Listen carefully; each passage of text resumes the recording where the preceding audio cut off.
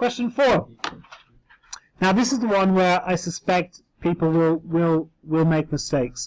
What I'm going to do is I'm just going to give the answers for you to tick or cross to begin with, and then I'll do some working out. Okay? So the answers are as follows. A is 0.01. Okay?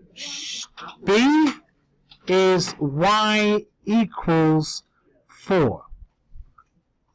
C is 1,500. Okay, and D is 40.1. So those are your answers. I'm going to go through and explain, so make a note, if people didn't get any of those correct, we'll make a note of it. I'm just going to zoom out a little bit. Okay.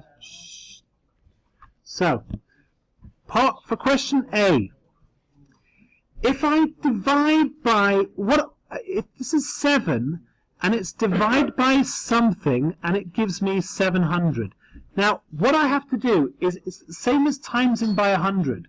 Okay? So, like what's going to go here is timesing by 100. So, timesing by 100 is the same as dividing by 0.01. Okay? Timesing by 100 is the same as dividing by 100. So let's understand why timesing by 100 is the same as dividing by 0.01. Well, dividing by 0.01 is the same as dividing by 100th.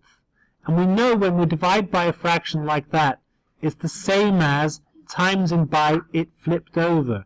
Timesing by 100 over 1, which is just 100. Okay, so if you divide by less than 1, your answer will get bigger. Another way to think of it, how many 0.01s are in 7? The answer, 700. Yeah? So, if you think of it that way, that can help with it.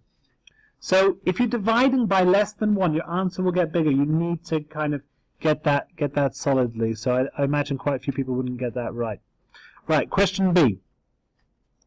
0.3 times 10 to the something. Well, I know that 0.3 times by 10,000 would give me 3,000. So all I need to do is work out what 10,000 is as a power of 10. Well, 10,000 is equal to 10 times 10 times 10 times 10. 10 to the power of 4.